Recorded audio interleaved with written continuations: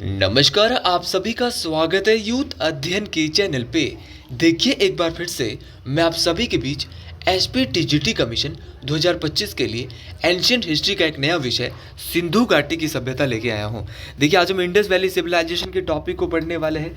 बहुत ही डिटेल से हम इस टॉपिक को कवर करने वाले हैं। पूरा एनसीईआरटी बेस्ड हम इस टॉपिक को देखने वाले हैं। देखिए आप इस टॉपिक को पूरा देखिए क्योंकि ये विषय हर परीक्षाओं में पूछा जाता है। तो सबसे पहले बात करते हैं सिंधु घाटी सभ्यता की। अच्छा, इस सभ्यता को सिंधु घाटी की सभ्यता क्यों कहते हैं? इससे पहले हमने पढ़ा था आपका प्रागैतिहासिक ऐतिहासिक काल।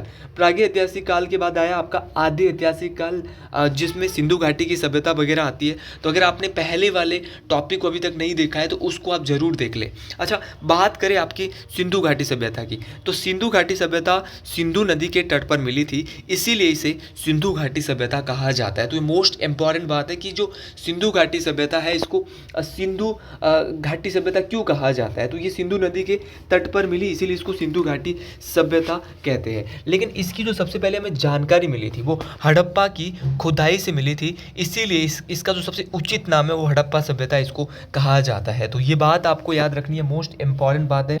और सिंधु घाटी सभ्यता का जो सबसे उचित नाम है वो हड़प्पा सभ्यता है, इस बात को आपने याद रखना है। अगर आप भी एसपी टीजीटी कमीशन की तैयारी कर रहे हो और हमारे बैचेस के साथ जुड़ना चाहते हो तो आप जुड़ सकते हैं मात्र और मात्र 499 रुपीज़ में। हम देंगे आपको इसमें live plus recorded classes, every subject detail study, साथ में आपकी एवरी सैटरडे यहाँ पे टेस्ट रहने वाले हैं। और ये फीस इसीलिए इतनी कम रखी गई है क्योंकि पैसा कमाना कोई हमारा बहुत बड़ा उद्देश्य नहीं है। उद्देश्य है तो ज़्यादा से ज़्यादा लोगों को, जो हमारे मिडिल क्लास फैमिली के जो भाई लोग हैं, उनके लिए कम से कम रेंज में जो है वो कोचिंग जो है उनके घर पर ही प्रोवाइड करवाना। तो ये लाइव प्लस रिकॉर्डेड कभी भी आप क्लासेस को देख सकते हैं। अच्छा, वापस आते अपने टॉपिक। देखिए, सिंधु घाटी सभ्यता का जो उचित काल माना जाता है कि इस सभ्यता का जो विकास हुआ था वो 2500 ईसा पूर्व से 1750 ईसा पूर्व के बीच में हुआ था। ये भी आपको याद रखना है कि सिंधु घाटी सभ्यता का विकास कब से कब तक हुआ। तो इसका विकास 2500 ईसा पूर्व से 1750 ईसा पूर्व के बीच में हुआ था। और ये जो तिथि पता लगाई गई थी वो कार्बन डेटिंग एक प्रणाली होती है, उससे पता लगाई गई थी। ये भी मोस्ट इंपॉर्टेंट बात है। अगर बात की जाए सिंधु घाटी सभ्यता की, जो विश्व में सबसे पहले जो जानकारी दी थी वो किसके द्वारा दी गई थी? तो ये दी थी चार्ल्स मैसन ने। अच्छा, चार्ल्स मैसन ने सर्वप्रथम जो है उसको यहाँ का पता लग गया था कि यहाँ पर जो है वो कोई ना कोई सभ्यता है।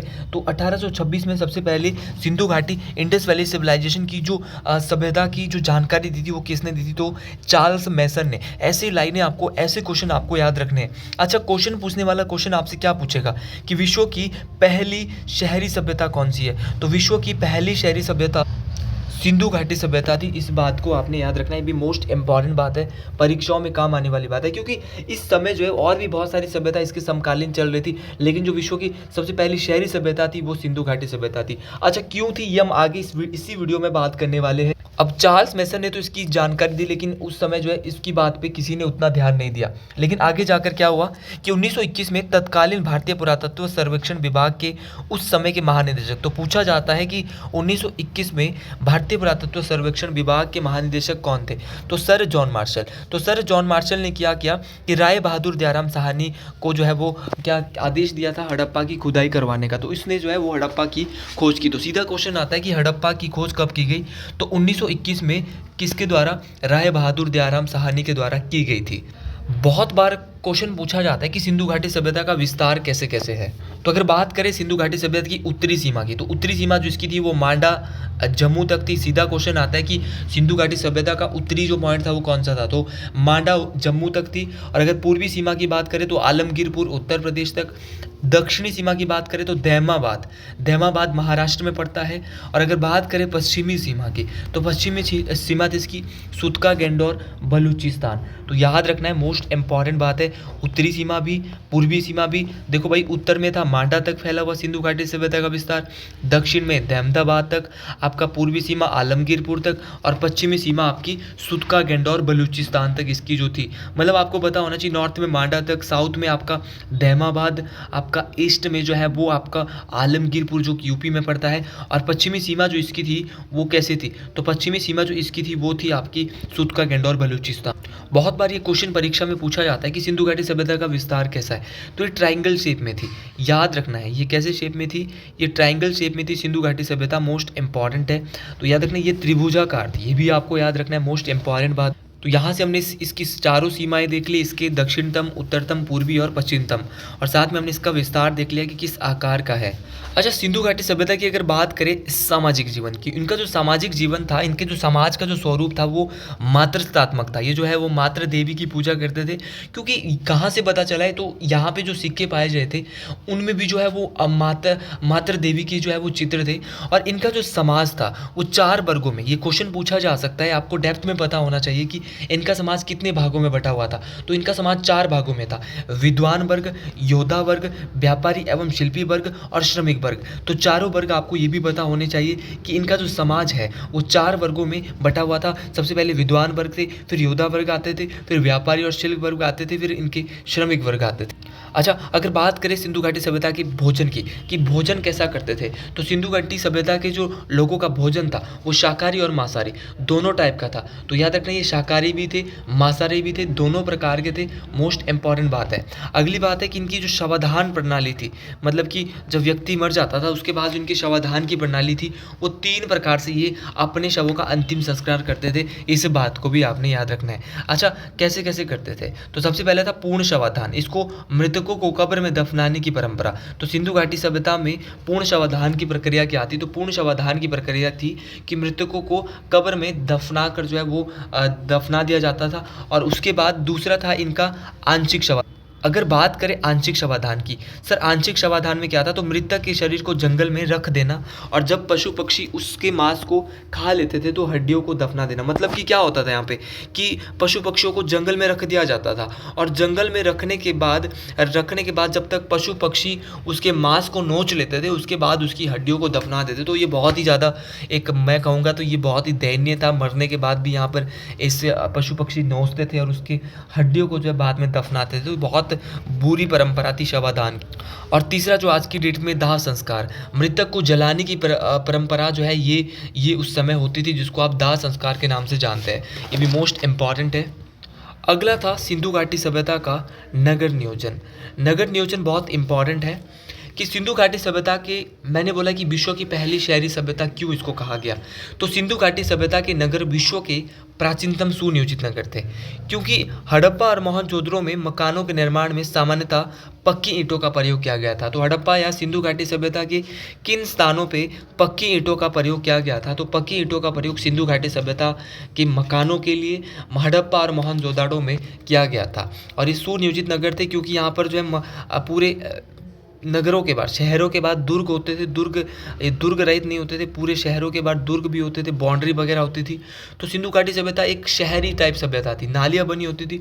अच्छा, क्यों, मैं पूरा इसको आपको डिटेल से बताता हूँ इनका नगर नियोजन, क्योंकि पूरा एनसीईआरटी से मैंने ये लिख लिया है और ये बहुत इंपॉर्टेंट आपके लिए काम आने वाला है। मतलब कि सभी जो स्ट्रीम के बच्चे, चाहे टीजीटी आर्ट्स है, चाहे नॉन मेडिकल है, चाहे मेडिकल है, जीके सबके लिए इंपॉर्टेंट रहने वाला है। इसलिए जीके की पूरी सीरीज में आपको पढ़ाने वाला हूँ, चाहे एंशियंट हिस्ट्री है, चाहे आपकी मॉडर्न हिस्ट्री है, हर एक चीज़ हम आपको करवाने वाले हैं। अच्छा, अगली बात है कि सिंधु सभ्यता में जो मकान के दरवाजे होते थे वो सड़कों की ओर नहीं खुलते थे। जो इनकी मेन सड़कें होती थी उसके ओर ना खुलकर, मतलब पीछे की ओर, गलियों की ओर खुलते थे।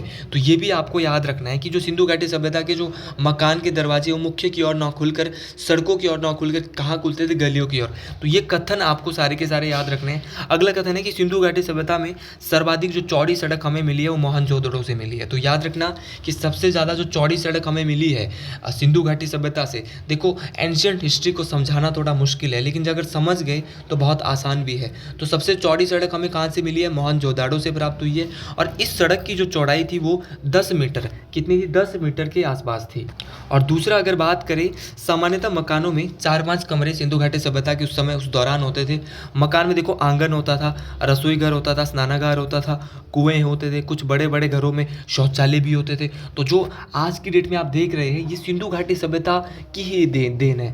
तो उस समय आंगन, देखो आंगन, आज की डेट में रसोई घर बहुत इंपॉर्टेंट होता था उस समय, स्नानागार, कुएं, आपके शौचालय भी जो है वो उस समय होते थे। इस बात को आपने याद रखना है। और ढकी हुई नालियाँ भी हमें इसी सभ्यता से देखने को मिली है, इस बात को आपने याद रखना है। ये भी मोस्ट इंपॉर्टेंट बात है। और सच में अगर आपको मेरा कमेंट मेरा जो कंटेंट है ये पसंद आ रहा है तो कमेंट बॉक्स में एक नारा जरूर लिखिए, जय शिरगुल महाराज, या नारा लिखिए हर हर महादेव। 2 नारे आप जरूर यहाँ पे लिख सकते हो अगर आपको मेरा कंटेंट थोड़ा भी पसंद आता है तो। अगला है सिंधु घाटी सभ्यता के प्रमुख स्थल। देखो क्वेश्चन यहाँ से सबसे ज़्यादा उठने के चांस रहेंगे भाई। सबसे पहले बात करते हैं हड़प्पा। खोज 1921 में राय बहादुर दयाराम साहनी के द्वारा की गई थी। क्वेश्चन पूछा जाता है किस नदी के किनारे, तो याद रखना इसकी खुदाई दयाराम साहनी ने 1921 में की थी। यह रावी नदी के किनारे वर्तमान में पाकिस्तान में स्थित है। अब पाकिस्तान में ये वर्तमान में स्थित है, इस बात को आपने याद रखना है। पाकिस्तान के लरकाना जिले मोस्ट इंपॉर्टेंट रहेगा। अब हड़प्पा से हमें कौन कौन सी वस्तुएं मिली थी, तो हड़प्पा से एक तो हमें मिला था श्रमिक आवास। श्रमिक आवास के अलावा हमें अन्नागार यहीं से मिला था। अन्नागार के अलावा लकड़ी का ताबूत, और यहीं से हमें जो है एक लकड़ी का ताबूत और साथ में RS-37 कब्रिस्तान, मतलब कि 37 कब्रिस्तान मिले हैं, लेकिन इसको नाम दिया है RS-37 कब्रिस्तान। तो ये सीधा क्वेश्चन पूछा जाता है, श्रमिक आवास कहाँ से मिला, अन्नागार कहाँ से मिला, लकड़ी का ताबूत सिंधु घाटी सभ्यता के किस स्थल से मिला, RS-37 कब्रिस्तान कहाँ से मिला। तो ये सारी चीज़ें आपको याद रखनी, परीक्षाओं में काम आने वाली है। खोज किसने की, कब की, किस नदी के किनारे है, वर्तमान में कहाँ पर है, एक एक चीज़ें आपको याद रखनी है। ये सीरीज आपके लिए बहुत इंपॉर्टेंट रहने वाली है। देखिए सिंधु घाटी सभ्यता के जो स्थल है इनसे बहुत सारे क्वेश्चन पूछे जाते हैं, इसीलिए आप इनको बहुत डिटेल से याद रखें।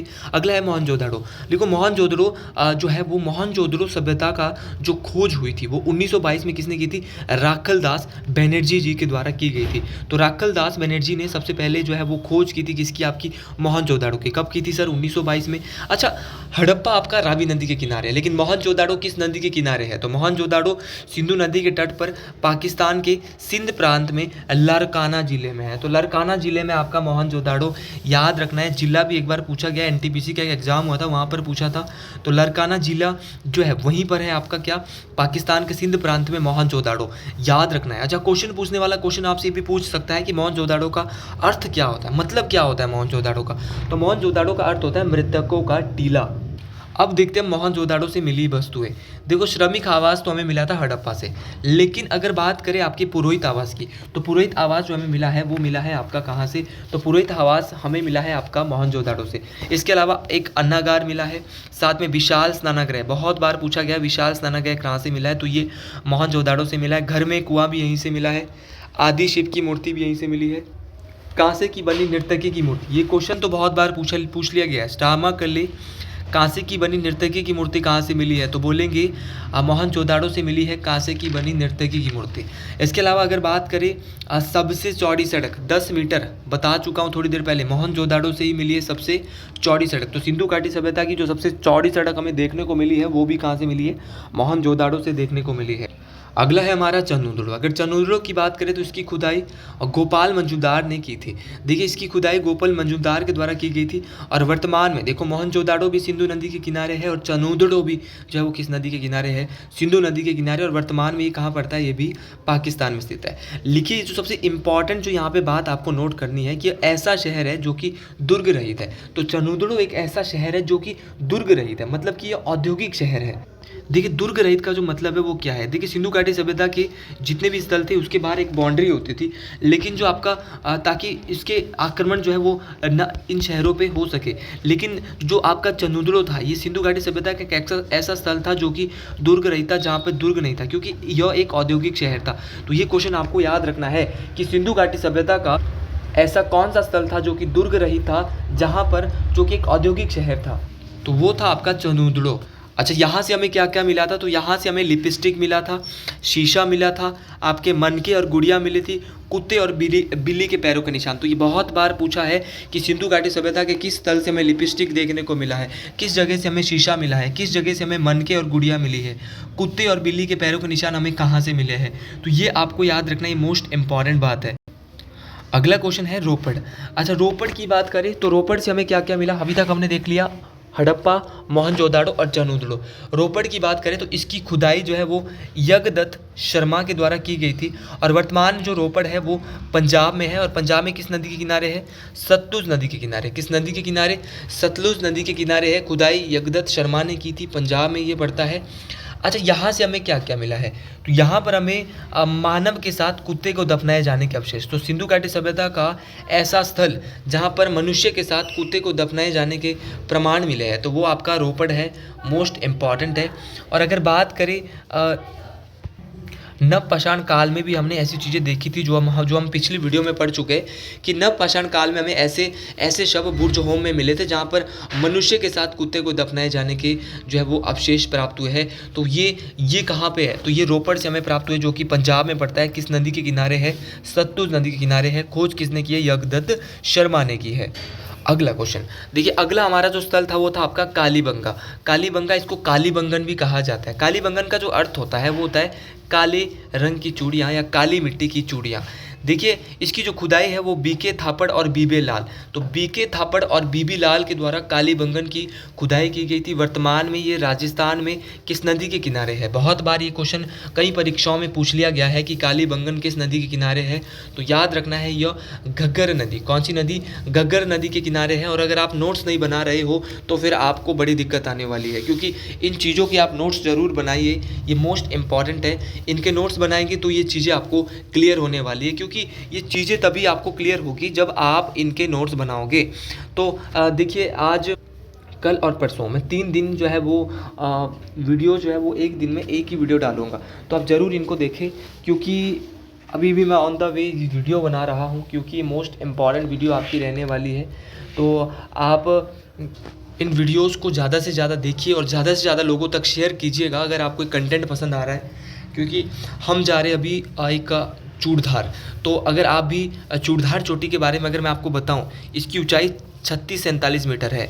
और अभी ये चर्चा में क्यों रही है? क्योंकि यहाँ पर टैक्स लगाया गया है, मतलब कि बाहर के जो श्रद्धालु हैं उन पे टैक्स लगाने की बात यहाँ पर की जा रही है। सिरमौर में चोटी पड़ती है चूड़धार, और एक वन्यजीव अभ्यारण्य भी है चूड़धार।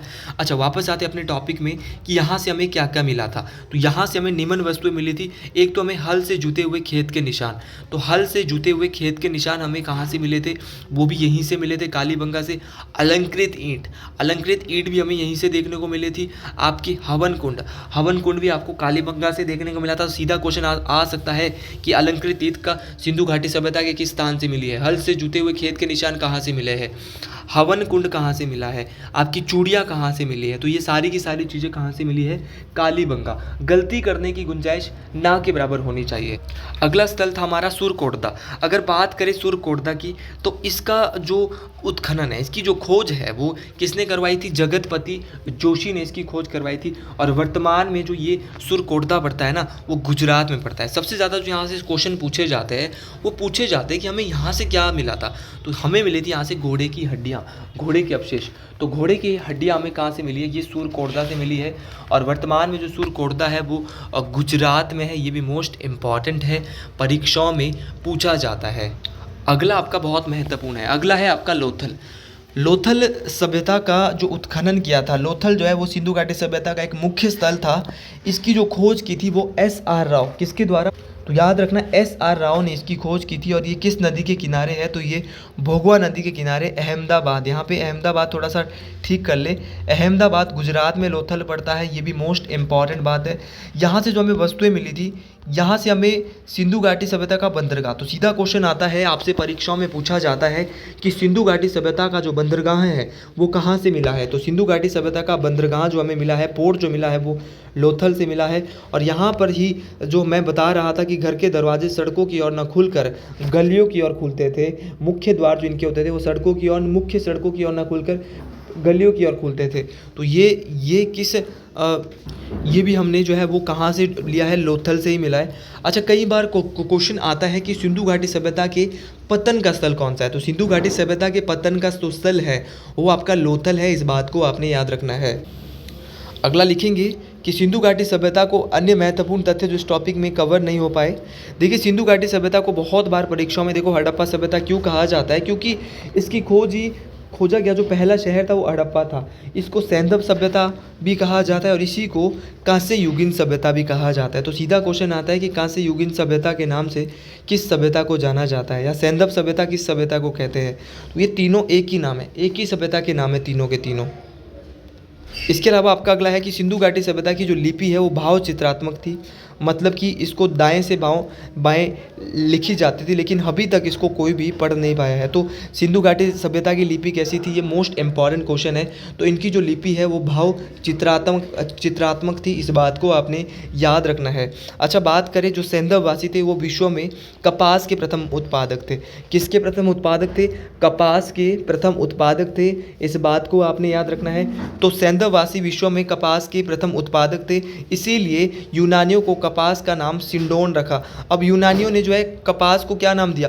सिंडोन दिया, जिसका अर्थ है सैंधववासी, इसीलिए इनको सैंधव सभ्यता या सैंधववासी की सभ्यता भी कहा जाता है, इस बात को आपने याद रखना है। तो सैंधववासी सभ्यता, विश्व में कपास के प्रथम उत्पादक तो ये सैंधववासी थे, और यूनानियों ने जो है वो कपास को क्या नाम दिया? सिंडोन दिया। और सिंडोन का जो अर्थ है वो क्या है? सिंडोन कपास को जो है वो यूनानियों के द्वारा कहा गया। और कपास की जो पहली फसल है वो भी किसने लगाई थी? तो वो लगाई थी आपके सिंधु घाटी सभ्यता के लोगों के द्वारा। अगली यहाँ पे महत्वपूर्ण तथ्य है कि सिंधु घाटी सभ्यता के जो लोग हैं वो कृषि भी करते थे, परंतु उनका जो मुख्य व्यवसाय था वो क्या था? व्यापार था। तो कृषि तो करते ही करते थे, लेकिन उनका मुख्य व्यवसाय जो है वो व्यापार था, इस बात को आपने ज़रूर याद रखना है। अगली बात जो हमारे पास है कि जो सभ्यता के लोग माप-तोल से भी, जी हाँ, कि जो आपकी सिंधु घाटी सभ्यता की, इस सभ्यता के लोग माप-तोल से भी परिचित थे, इस बात को भी आपने याद रखना है। तो वो मापना और तोलना भी जानते थे कि कितना भार है, किसमें ज़्यादा है, किसमें कम है, तो ये भी आपको ज़रूर याद रखना है। अगली बात है यहाँ पे कि सिंधु घाटी सभ्यता के लोग लोहे से परिचित नहीं थे। ये क्वेश्चन बहुत बार पूछा गया है कि वो लोहे से परिचित थे या नहीं थे। तो ये कथन आपको याद रखना है कि जो सिंधु घाटी सैंधव सभ्यता के जो लोग हैं वो लोहे से परिचित नहीं थे, इस बात को आपने याद रखना है। अगली बात है आपके कि सिंधु घाटी सभ्यता, हड़प्पा के मिट्टी के बर्तनों में सामान्यतः लाल रंग का उपयोग होता था। तो हड़प्पा में मिट्टी के बर्तनों में सामान्यतः जो है वो किसका प्रयोग होता था? लाल रंग का प्रयोग होता था, जो इनके मिट्टी के बर्तन होते थे। तो ये क्वेश्चन बहुत बार पूछा गया है कि सिंधु घाटी सभ्यता के जो लोग हैं इनके जो मिट्टी के बर्तन थे इसमें ये कैसे रंग के होते थे? तो ये लाल रंग के, कैसे रंग के? लाल रंग के होते थे, ये बात आपको याद रखनी है। और अगर बात करें हड़प्पा सभ्यता के मोहरों में बहुत से जानवरों के चित्र मिले हैं, जिनमें शेर का चित्र नहीं है। तो किस जानवर का चित्र नहीं है? तो शेर का जो है हड़प्पा सभ्यता के जो जानवरों के जो चित्र मिले उसमें शेर का चित्र नहीं है, ये भी आपको याद रखना है, मोस्ट इंपॉर्टेंट है। और मोहरों में सेल खड़ी का उपयोग मुख्य रूप से किया जाता था। ये क्वेश्चन तो बहुत इंपॉर्टेंट है कि किसका प्रयोग मोहरों में, सिंधु घाटी सभ्यता की मोहरों में किया जाता था? तो सेल खड़ी का उपयोग किया जाता था। तो अगर आपको मेरी वीडियो पसंद आई तो कमेंट बॉक्स में ज़रूर लिखिए हर हर महादेव। इसके बाद जो हमारा अगला टॉपिक रहेगा वो रहेगा वैदिक सभ्यता। तो ये काफ़ी बड़ा टॉपिक था जिसको हमने थोड़ा फास्ट हम ज़रूर पढ़ रहे हैं। तो अगर आपको थोड़ा भी फास्ट लग रहा है तो आप इसको स्लो स्पीड में भी सुन सकते हैं। कोई बहनें हमारी बोलती कि सर आप थोड़ा सा फास्ट पढ़ाते हो। देखो, एक जो अच्छा स्टूडेंट होता है वो चीज़ों को जल्दी से समझ लेता है, उसको दिमाग से पढ़ सकता है, उसको रोक भी सकता है चीज़ों को। तो अगर आपको मेरी वीडियो पसंद आई है तो कमेंट बॉक्स में ज़रूर लिखिए जय शिरगुल महाराज, हर हर महादेव। तो जय हिंद, जय हिमाचल प्रदेश, हर हर महादेव टू ऑल। जय हिंद, जय हिमाचल प्रदेश।